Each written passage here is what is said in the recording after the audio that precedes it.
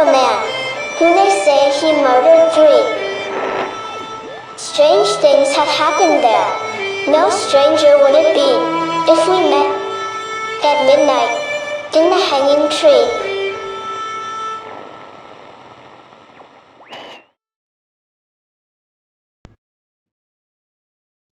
Welcome to the show.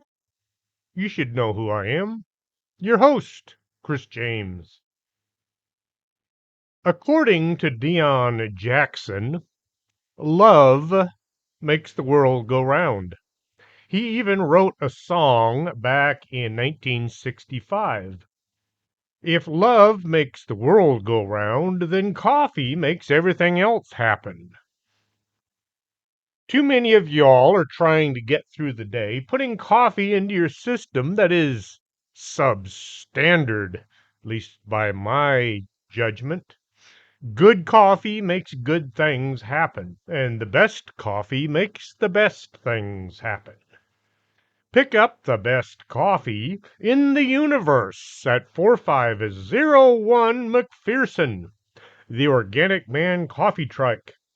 For those of y'all not in Laredo, go to organicmancoffeetrike.shop. A bad coffee is just wrong. I was on Trailer Trash Terrors with Vic Hermanson, a JJ Father Birdsong, and David Griffith. It was last Thursday evening. We were doing the last part of the Monster Chronicles. Friday night, I was on Arkanasa with Arturo and Maggie, the folks that got me started doing the podcast. Then Saturday, I was on with Josh Turner on Paranormal Roundtable. I was running late that evening on nephew's birthday, and I felt pretty bad because I didn't log into the show until about 9:30. And I thought, oh, great, I'll catch the last 30 minutes of the show. Well, it turned out Josh was running late too, so I'd only missed a couple of minutes.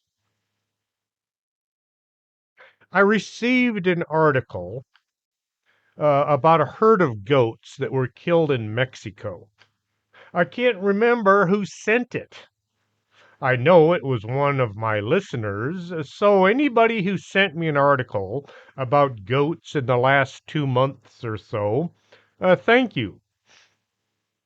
I did a show on cattle mutilations back in May of 2021. Being as it's been 3 years, almost to the day, I figured it's time to do more digging into this unanswered questions. I joined the Border Patrol back in 1988. After doing the job for 10 years, they decided it was time for me to go to journeyman school. Just a little late. This is one of the many reasons our country is screwed up. Most folks were given this advanced training at about their 3-year mark. My class, the 226, had to wait 10 years. To add to this mess, most of the instructors at this class were 5 years and under. So we had guys with half the amount of time in trying to teach us how to do a job that we'd already been doing for 10 years. You have to wonder, who's in charge of this nonsense? I was already doing everything that they were trying to teach me. The only redeeming thing about the whole trip was we were in Carlsbad, New Mexico, just down the road from Roswell. On Saturday, I drove up and I visited the town. While at the museum, I was standing close by when a sheriff's deputy was being interviewed about cattle mutilations. Me being me, I kind of acted like I was supposed to be there and I listened in. Unfortunately, I didn't take any notes because I didn't have anything to take notes with, but I tried to memorize everything the man had to say. The deputy was telling about how just the year previous, the county that he was protecting was having a rash of cattle mutilations. Ranching is hard, expensive work, and losing a bunch of cows can bankrupt a rancher. The sheriff was asked to do something, probably told to do something about these losses, so he had all of the ranchers move their herds into several enclosures scattered about the county just before sundown. Armed guards were stationed along the perimeters and inside to keep an eye on things.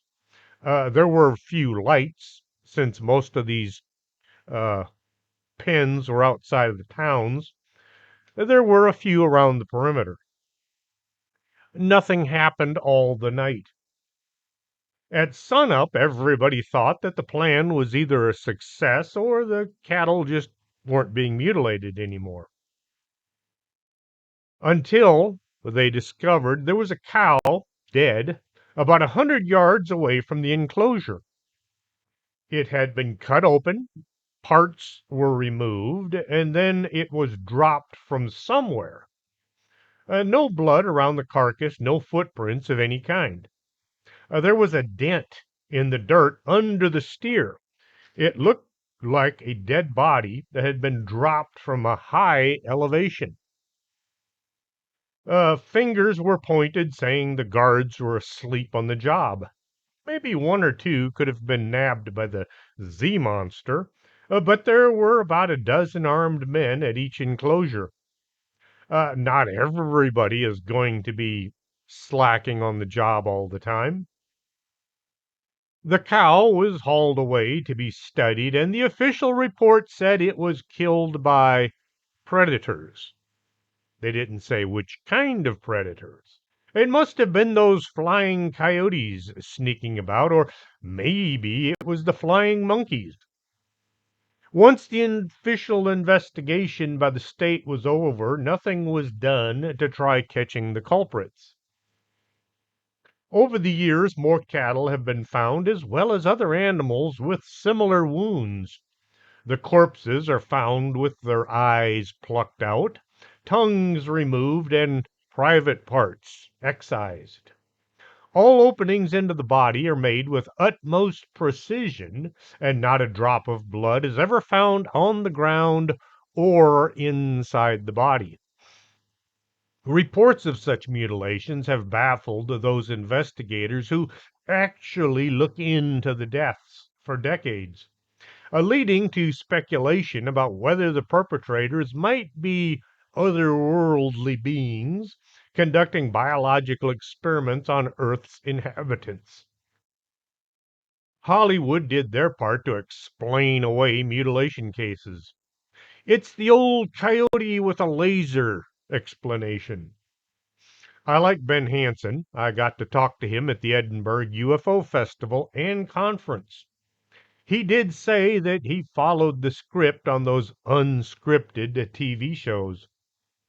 If you want to be on TV, you have to act the way they want you to act. In 2006, the team from Fact or Fake looked into cattle mutilation cases and they solved the mystery. They did some sci fi movie magic and showed how a coyote with a switchblade, no, it was a normal predator, was to blame. Case solved. No reason to look any further. Pay no attention to the man behind the curtain. Did someone in the government hand over a brown paper bag full of money to get the mystery solved? The folks on the TV show were just doing as their unscripted script told them to do. Chuck Zukowski from Alien Highway said that the people on Fact or Faked misused all the information collected from the ranch where 4 cows had been killed. The evidence was manipulated so that the outcome would be what the producers wanted. Since the early 1970s, incidents of mutilated cattle, sheep, horses, rabbits, deer, bison, and elk have been recorded, with the bloodless corpses often lacking jaw flesh, eyes, ears, tongue, lymph nodes, and genitals. I get that from expanded perspectives. In 2009, the Denver Post reported 4 calves were found mutilated in a similar way. NPR reported a 2019 incident in Colorado in which 5 purebred bulls mysteriously turned up dead, drained of blood, and with parts cleanly excised. That was a heck of a party if you've got 5 dead bulls. Deer carcasses have been found high up in trees, not on a limb as if a mountain lion had carried it there, but up in the top limbs where no big cat can climb. I've seen a few photographs of deer hanging from high power lines. I'm pretty sure deer can't climb. Maybe it was those flying monkeys again. A lot of the mutilated cattle are found in an open place with no tracks around them. When the body is moved, the ground underneath is compressed, showing that the cow was dropped from a high spot in the air. To make these impressions, the body would have to fall from several hundred feet up. Okay, maybe it's flying cows and not monkeys. This bizarre evidence has led to many folks saying it looks as if a helicopter, or maybe a flying saucer, lifted the animal into the sky, did what they wanted to do, and then dropped the remains back to Earth, with little regard to it being found or not. There were so many cattle mutilation cases in western and midwestern states in the 70s, the FBI was asked to step in and investigate. According to declassified documents, they were unable to properly perform the task due to jurisdictional issues. This sounds more like somebody didn't want an actual investigation performed. If a sheriff asks the feds to investigate, that is usually all the authorization needed. Washington, not any local authority, probably said, "Look, just don't look too close."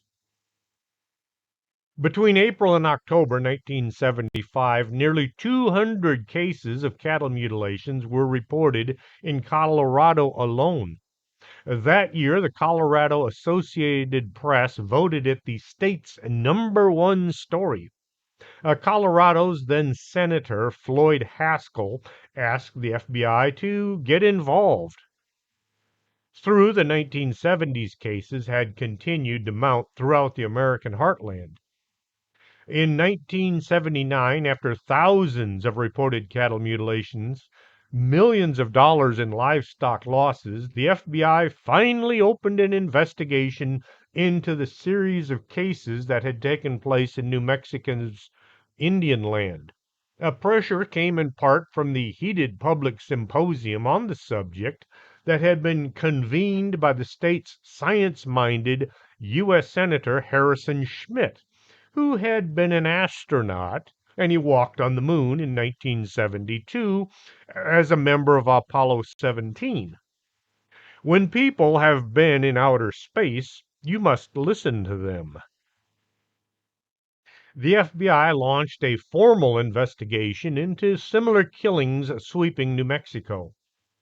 The special agents Mulder and Scully were sent to New Mexico to look into things.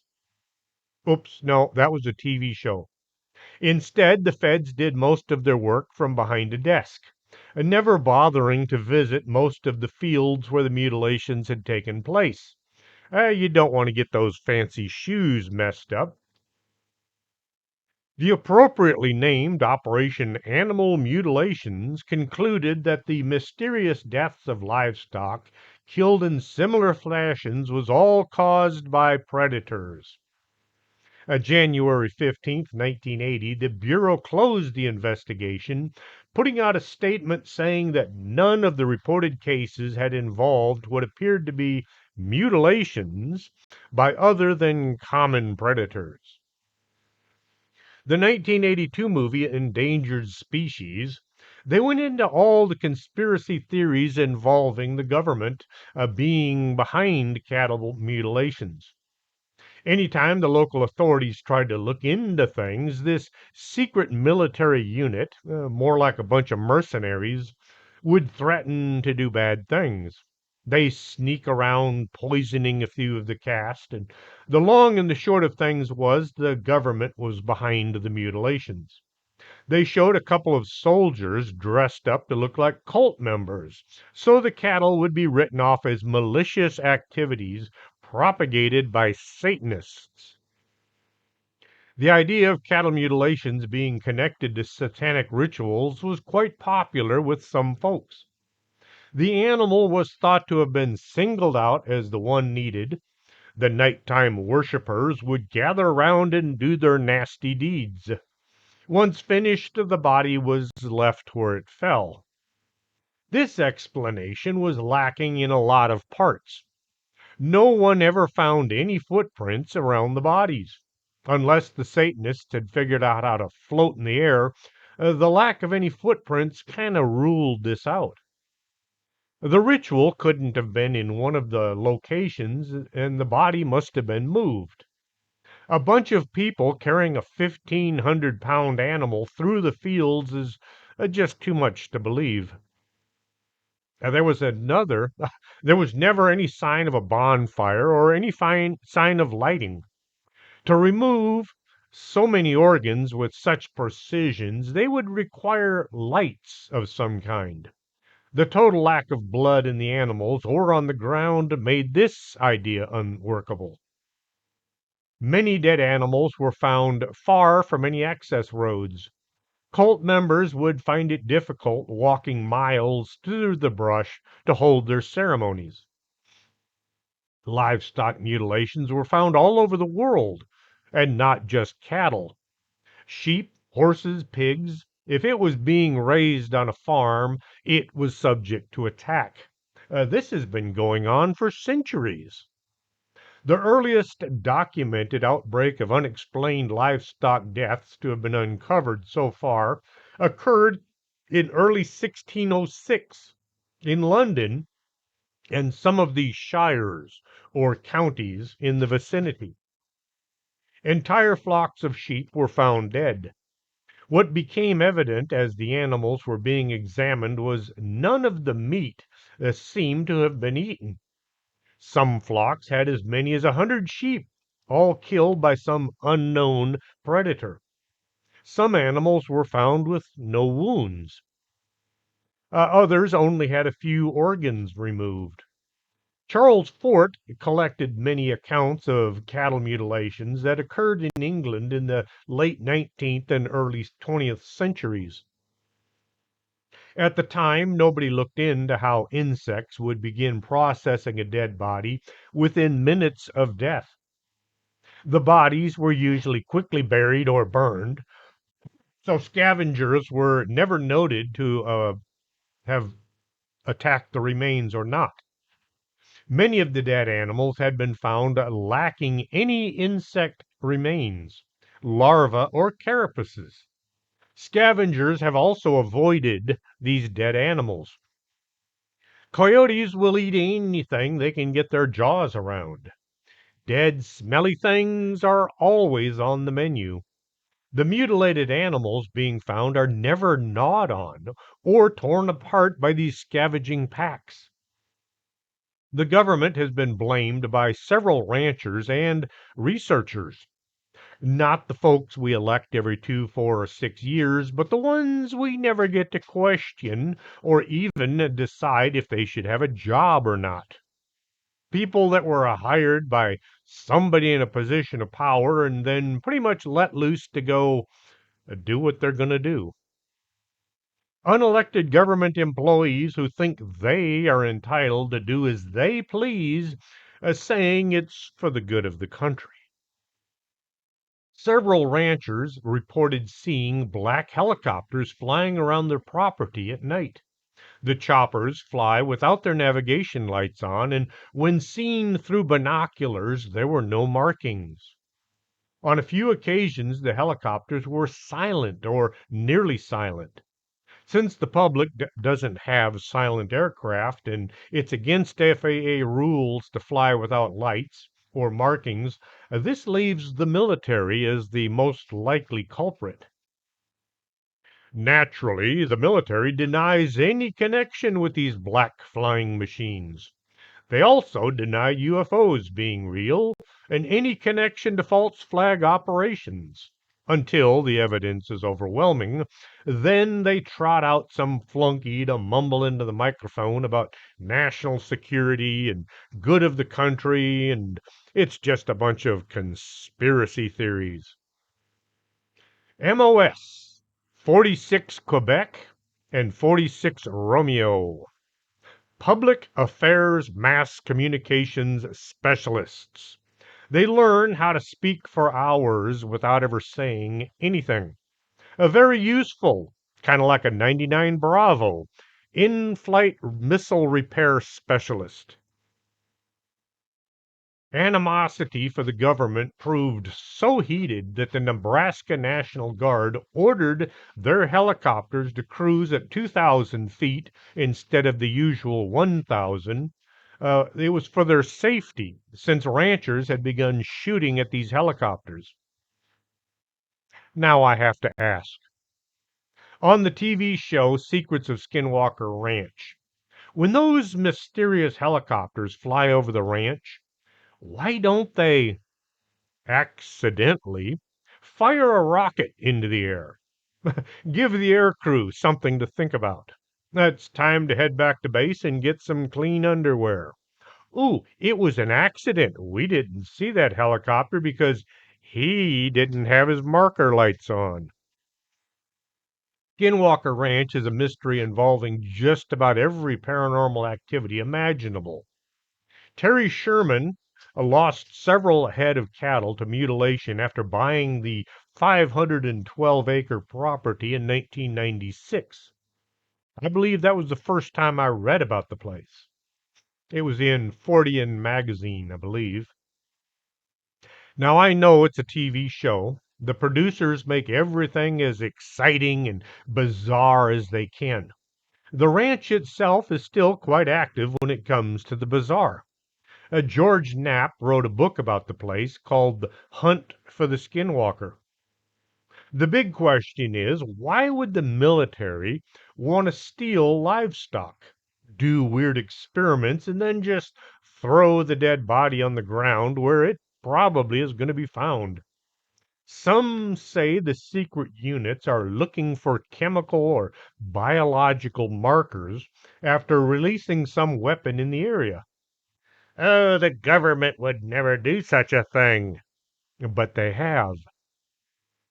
June 6, 1966, several U.S. Army scientists entered the 7th and 8th Avenue lines of the New York City subway. They were carrying air sampling machines and glass containers carrying Bacillus globigii. I love that name. I know that's not how it's pronounced, but that's how it's spelled. Globigii. The bacteria was released into the subway system and then tracked to see how far it spread. Well, it spread everywhere. The people on the subway cars had no idea they were being used as guinea pigs to study biological weapons. The researchers had been led to believe the bacteria was not harmful to people. Bacillus globigii is now considered a pathogen, and it often causes a form of food poisoning. Infections are rarely known to be fatal, but people have died from exposure. The test was one of at least 239 experiments conducted by the military over a 20-year germ warfare testing program that went from 1949 to 1969. These experiments that used bacteria to simulate biological weapons were conducted on civilians without their knowledge or consent. People will say that this was a violation of the Nuremberg Code, which stipulates that voluntary, informed consent is required for research participants. No government on the planet ever signed the Nuremberg Code into law. It was just some pretty words to make those hearing them feel better about themselves. You still have to ask, why?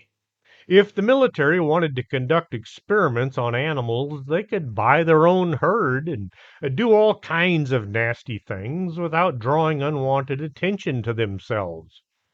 If they simply have to steal cows, why dump 'em back in the rancher's field where they might be found and then questions asked? After so many years, they have to realize those conspiracy theorists are rapidly become known as truthers. If not the military, some say it could be some paranormal entities slipping into the ranches by way of portals. Or what was it that Tony Merkel called it? Oh, well, uh, now I can't remember it. Yeah, it was hilarious. They were talking about it on a show last week. Portal potties. That's it. You go into a porta potty and you wind up in another dimension. So they're portal potties. Keep that in mind next time you're going to one of those outside convenience stations.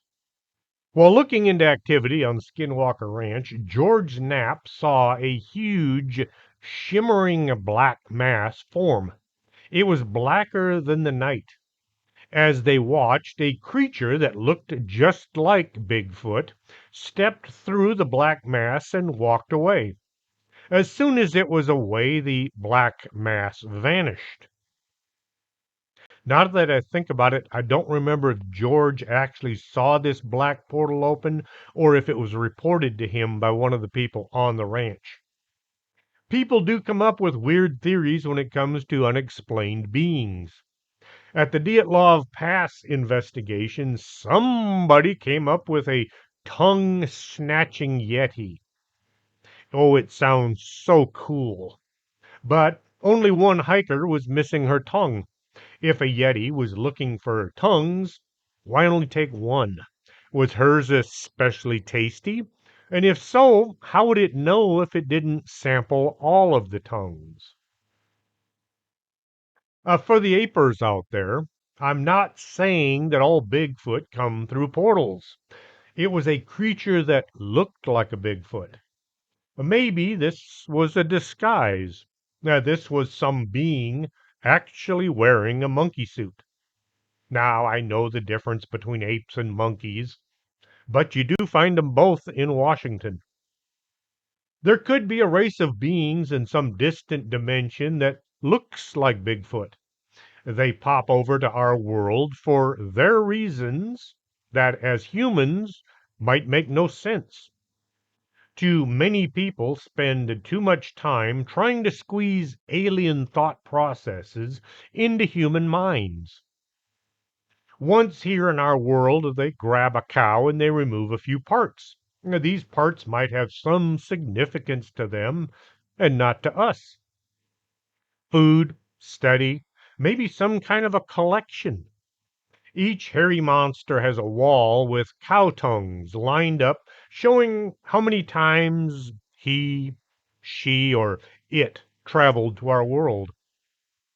Hey, that's quite a tongue collection you got there. It would be very nice if the lamestream media would do more looking and less scoffing. Any reports of cattle or animal mutilations is first laughed at, and then some guy in a white lab coat comes out with an explanation, no matter how far off the mark it is, and this is the answer to all of our questions. A cow-eating weather balloon, or flying monkeys with lasers. North Carolina has a vampire beast running around. Dozens of animals have been found drained of blood. Bladdenboro is a small community surrounded by pine forests and swamps in the northeastern edge of the North Carolina Piedmont. The Piedmont is an area between the Atlantic Plain and the Blue Ridge Mountains. If you've never seen the Blue Ridge Mountains, oh, you're missing quite a view. I see them several times. In Clarkston, Bladden County, December 29th, 1953, a local woman heard her neighbor's dog barking and whimpering. When she went out to investigate, she saw a large cat-like creature skulking off into the darkness. This was the first sighting of the Beast of Bladdenboro.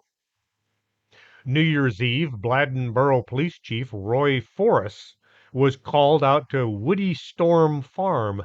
Two of Storm's dogs had been killed by something large and powerful. The dog's body had been completely drained of blood. More reports started coming in. DG Pate said he watched from his service station as a dog was attacked by a large creature and drug away into the woods.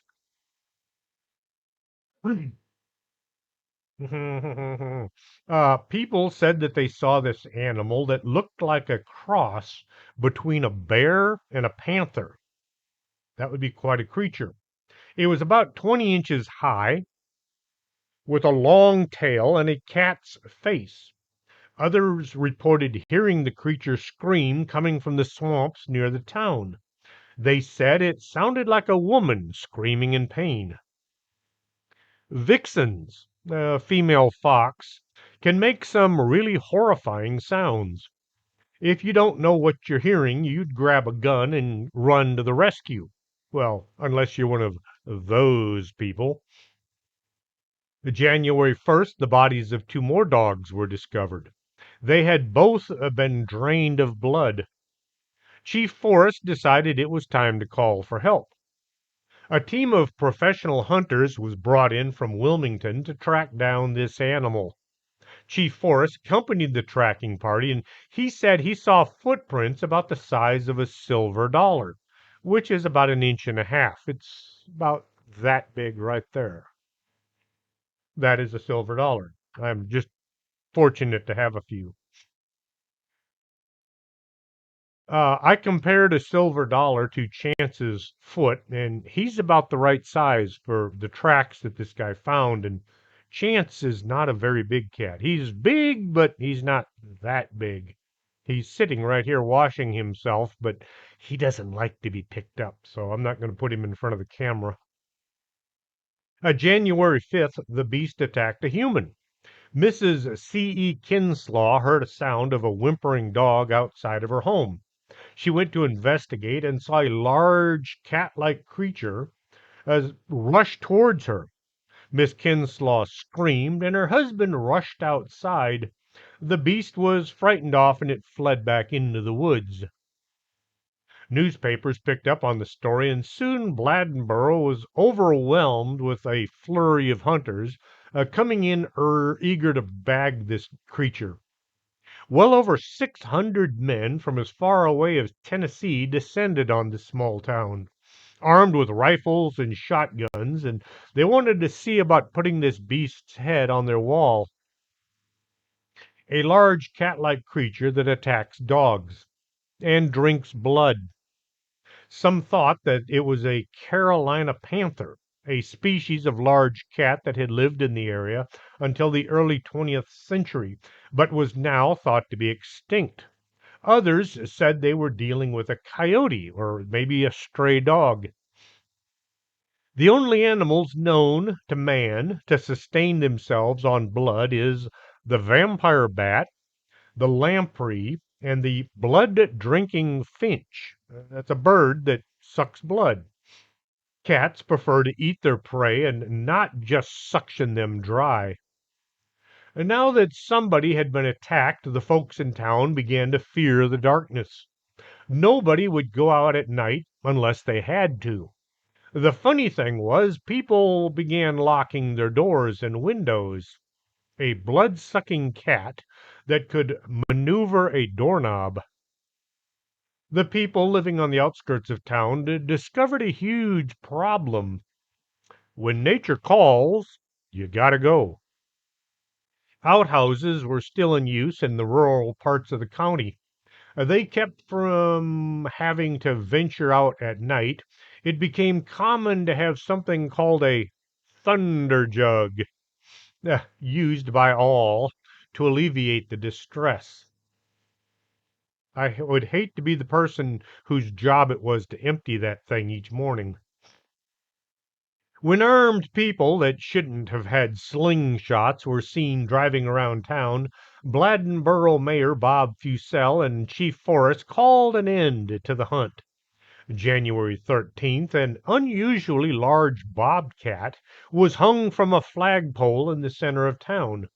They posted a sign saying that this was the beast of Bladdenboro. The hunters left town and reports of killings stopped coming in. Doesn't mean they stopped, they just stopped coming in.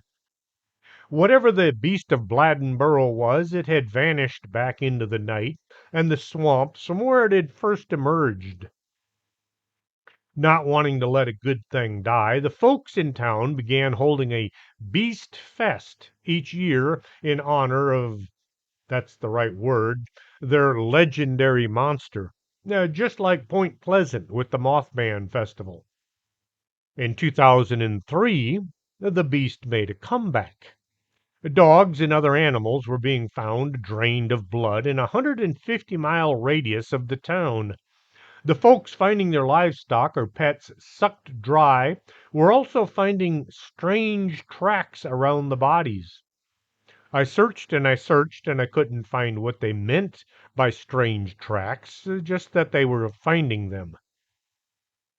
Misty Turner and her son Tyler contacted local police after something killed 3 horses and a large bull mastiff. The police and the veterinarian were shocked to discover that the horses had died from very deep puncture wounds to the neck. The horses were soaked in sweat as if this creature had chased them before killing.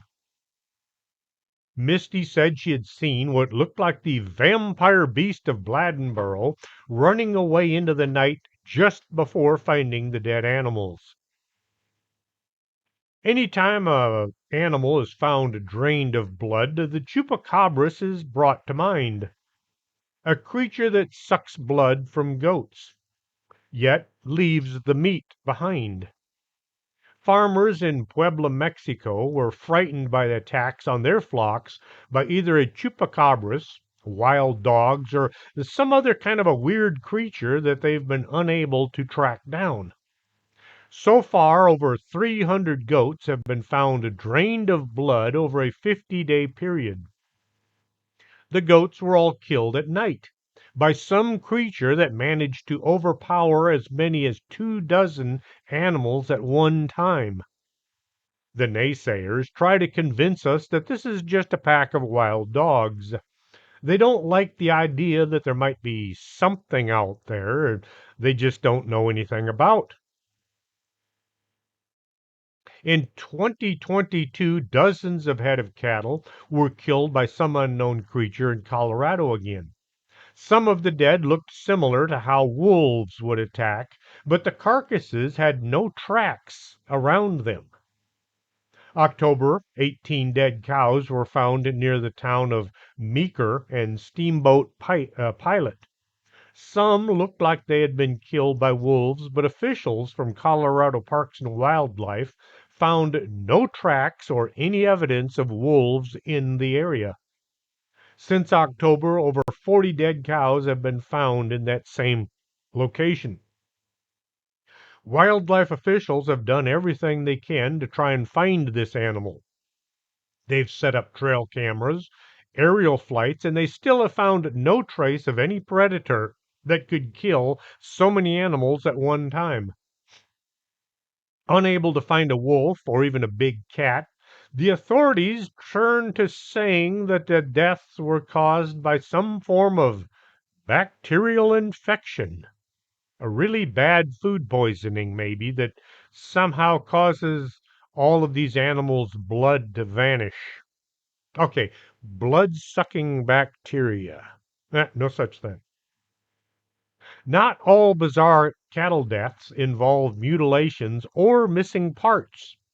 August 29th, 2009, at the Swiss village of Lauterbrunnen, 28 cows over a 3-day period of time jumped or fell off of cliffs. There are no known predators in this part of Switzerland.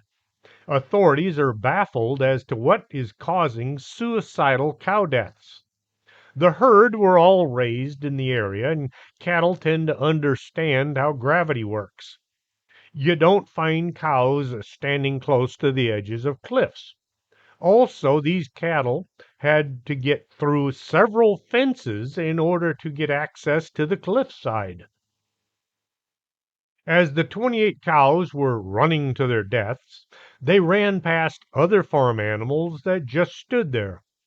Had there been some form of a predator chasing them, the other animals would at least have run in a different direction.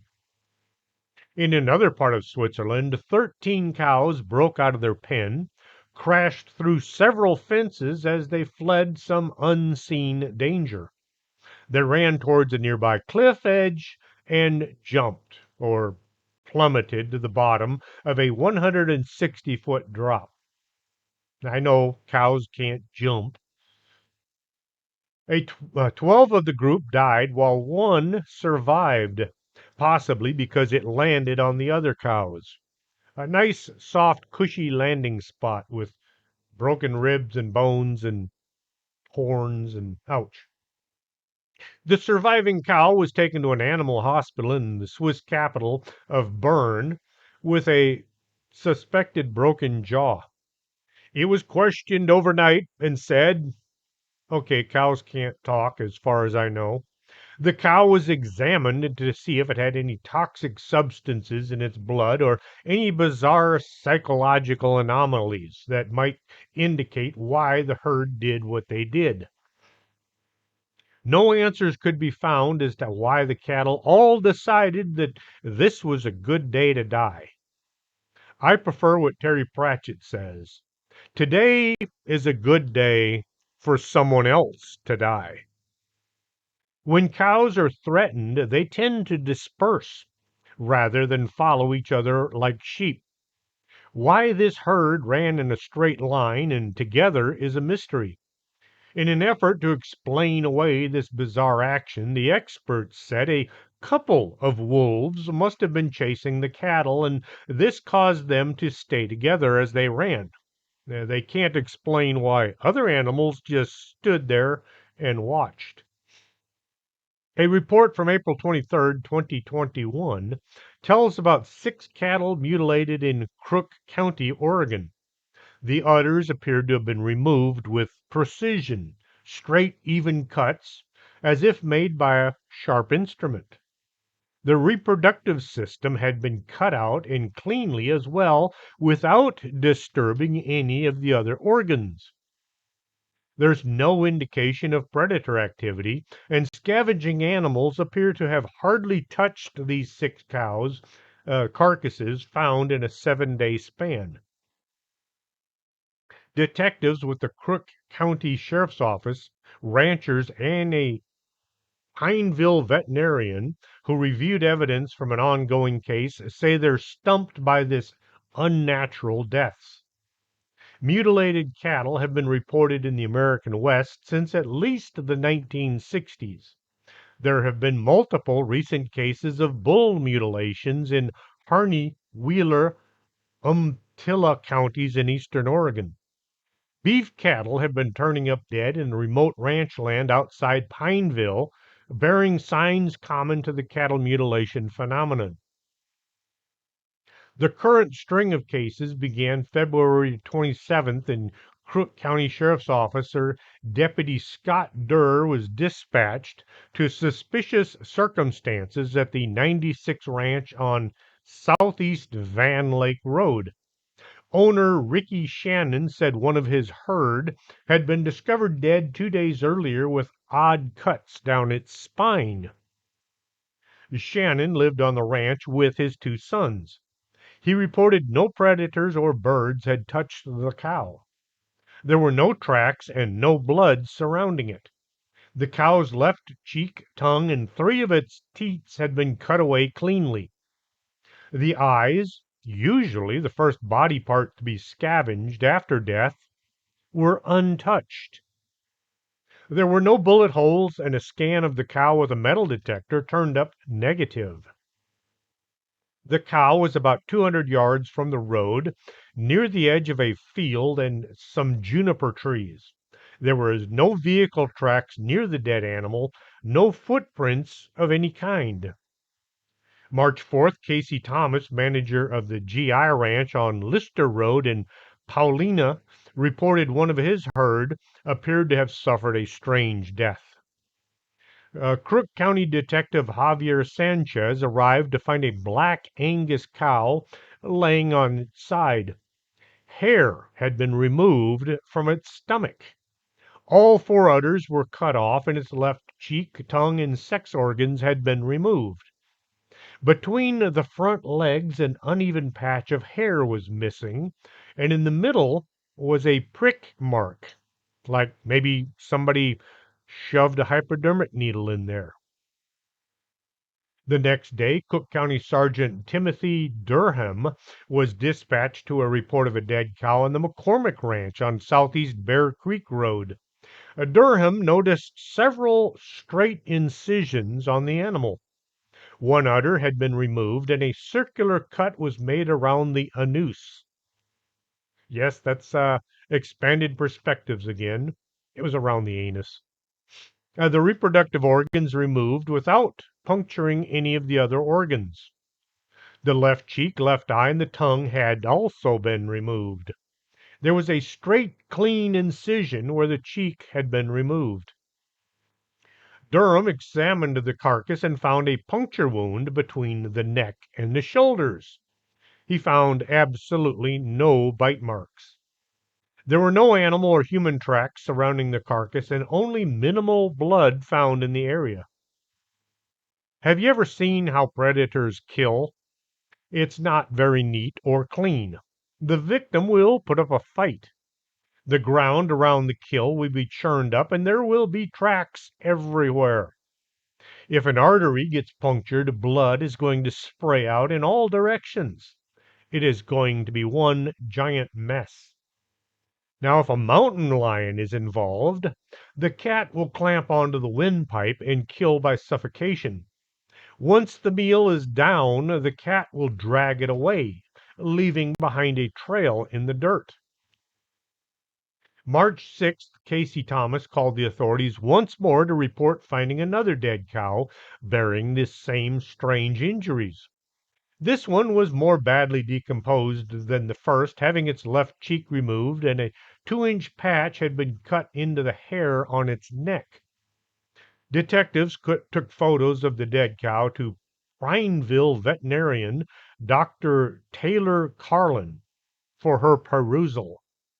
She agreed the deaths appeared unnatural, and her opinion was included in the search warrant requested, filed in the case to scan for cell phone activity near where the cow was found.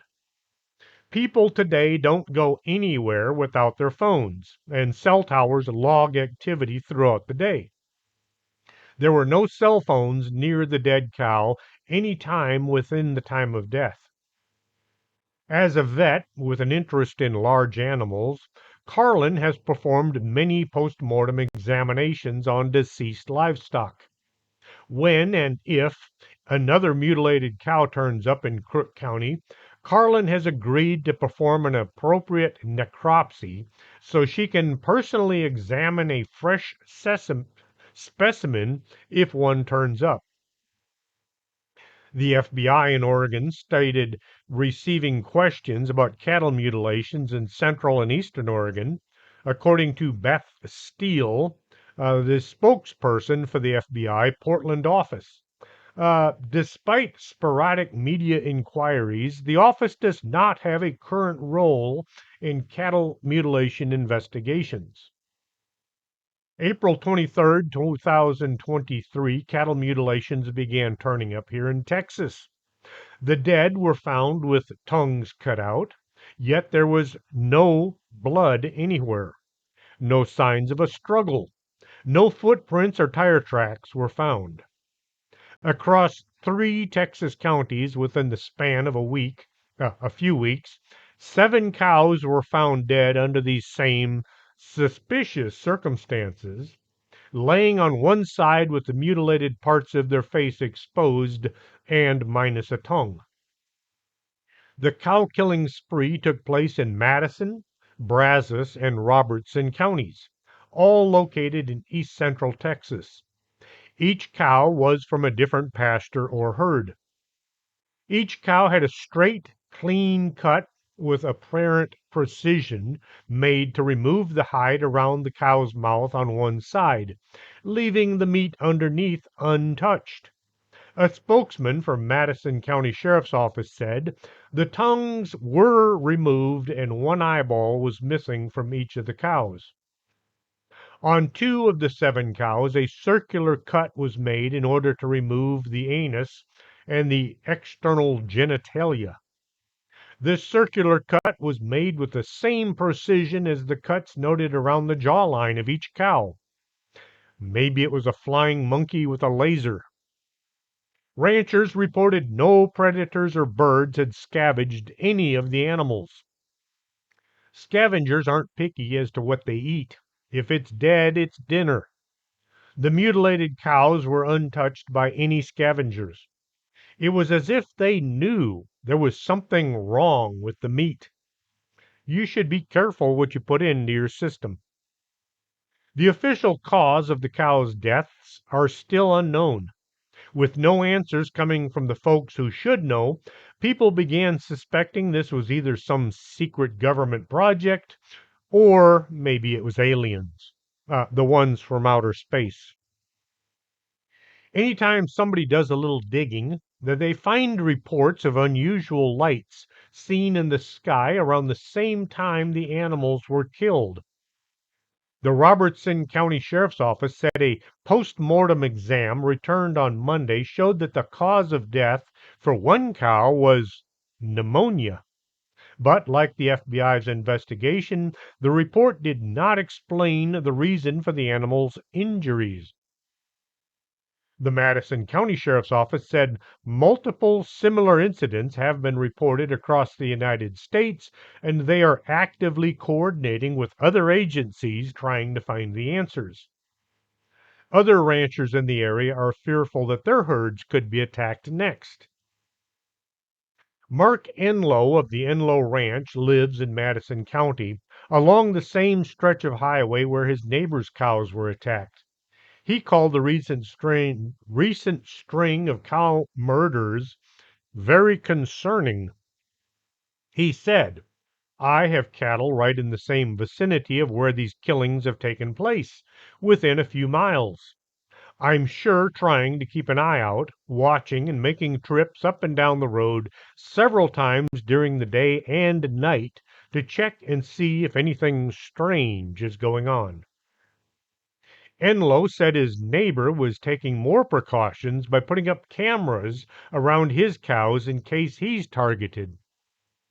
Enlow's friend, Steve Cole, who is also Madison County's Justice of the Peace, has even more reason to worry. One of his cows was found dead of unnatural causes a few days into this investigation. Although his cow was not mutilated, he's not confident that these incidents are not related. The sheriff's offices in all 3 counties did not respond to any further inquiries.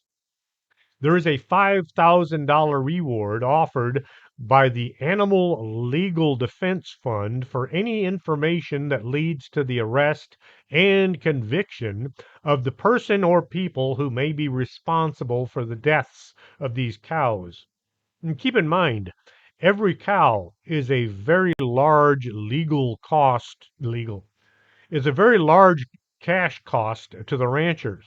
So if a cow dies for unknown reasons, it is a total loss. You can't sell the meat because you don't know what caused the death. Now, they can do that in other countries, but you can't do that here in the US. At least you're not supposed to. And not going to say it. I was just thinking of some of these fast food restaurants that sell bizarre mystery meat in their hamburgers, and it's like, hmm. Animals being abducted and mutilated is scary, but only if you live outside of a city. When humans turn up in nasty condition, even city folks begin to sweat. 1981 in Brazil, in the area of Panorama, a man was killed by a flying saucer.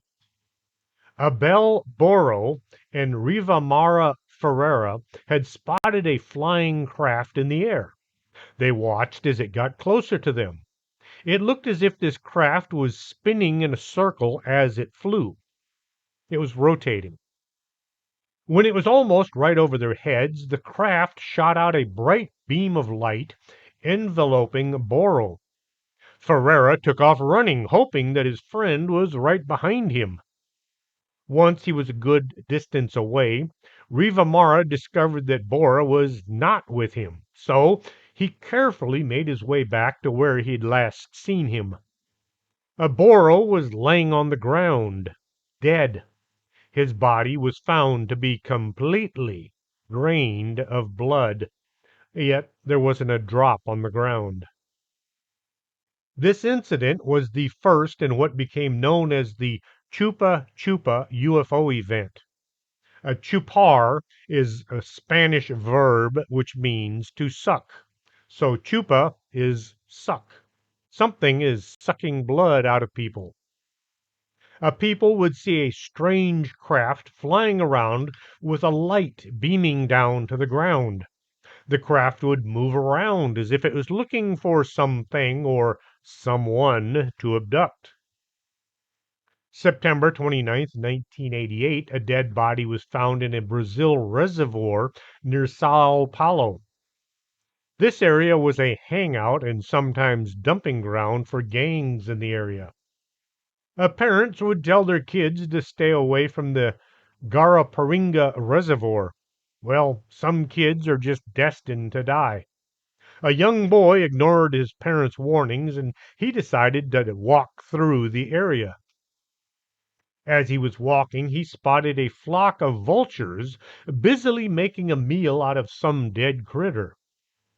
Once he was closer, he saw it wasn't a critter, it was a person, very much on the far side of death. He screamed and took off running for home. Police arrived and they found the mutilated corpse of a middle-aged man. They thought he probably had run afoul of one of the local gangs, and this was the result. It wasn't until 1995 that the autopsy report was leaked to the public. There were also several police photos. His eyes had been extracted, his tongue was removed. The left ear had been sliced off, and organs had been removed, as well as a few other things. The photos plainly showed there was no blood on the ground.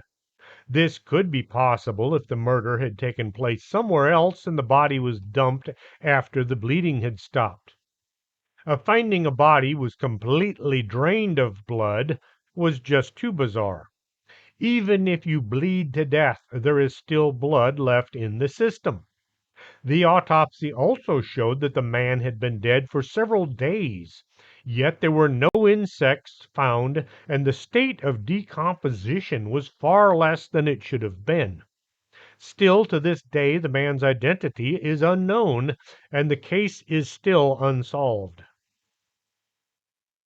2 years prior to this, May 19th, 1986, was the famous Night of the UFOs when strange alien activity was spotted in the same area. The UFO sightings and autopsy reports have sparked theories that the victim was used in alien experiments, killed, and then dumped near or in the reservoir. Now I just have to say, that's a lot of skin divers. For those of y'all confused, and I would bet that's everyone except Vic, Vic Hermanson was listening to one of my shows while working out at the gym. I was talking about a Brazilian skin diver, and I said, man, that's a lot of skin divers. Anytime I say anything about Brazil, it brings to mind the Brazilian skin diver and how that's a lot of skin divers. An American Air Force sergeant was abducted by a UFO in 1956, and his mutilated body was found in the New Mexico desert. Sergeant Jonathan Lovett is one of the more bizarre cases on record. While on a search and retrieval mission in New Mexico, March 1956, Sergeant Lovett and Major William Cunningham ran into some otherworldly flying craft. The sergeant was lassoed by a silver tentacle that extended from the bottom of the flying saucer. It wrapped around his lower body and yanked him into the air. Then he was pulled into the ship. Cunningham returned to the Army base to spread the alarm and see about maybe rescuing his partner. He was met with nothing but ridicule and skepticism. The next day, a search party found what was left of Sergeant Lovett. His tongue, one eye were missing. He was missing several internal organs, and the incisions looked to have been done by some kind of a laser scalpel. There was no blood anywhere inside his body or where it was found. Rumors of a human mutilation cover up have been talked about in certain UFO groups. In the mid 1990s, reporter Derek Goh came in possession of documents and information from an anonymous UK military source who worked on secret projects run by NATO and the US military. Governments were said to be covering up any and all human mutilation cases. The unknown source said that he was part of a top secret unit used in UFO incidents. They would ensure that the area was secured during alien visitations. It was their job, whenever possible, to recover any human corpses and deliver them to the U.S. military. The dead people would remain on record simply as missing. This response team came into being in Thatcher's government in response to a request from Reagan. They were on call 24/7. Helicopters were on standby to take the unit wherever required. The people giving the orders had knowledge days, sometimes weeks, before any UFO activity, including any that would result in animal or human mutilation. Go attempted to pass this information on to the police. The authorities confiscated all of his photographs. What they didn't know was he had made copies. Shortly, Go received several threatening phone calls regarding claims that he was making. There was a strange fire at his office, just like what happened to Lonnie Zamora in Arizona. Frightened for his safety, Go passed what he had on to retired police officer and UFO researcher Tony Dodd. Dodd made contact with this unnamed source. Their conversations resulted in the book Alien Investigations that came out in 1999. Richard Hall also conducted an extensive research into this subject. His investigations verified that Go and Dodd's source was real. The information he was giving was true. People are being kidnapped and murdered. Bodies are being mutilated by aliens, and the government is covering it up. I should say governments.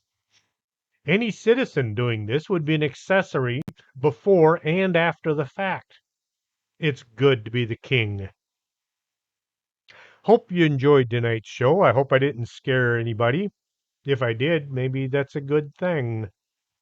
If you like the show, tell other people they should be listening as well. Or not. It's up to you. If you'd like to support the show, you can buy one of my books at Amazon.com, and I can always use that money. And remember, books make really good gifts. You can package them back up and give them to somebody else if you don't like them. They don't require batteries. If you drop them, they don't break, and they're easy to wrap. Till next Saturday, this is Chris James for Strange Things.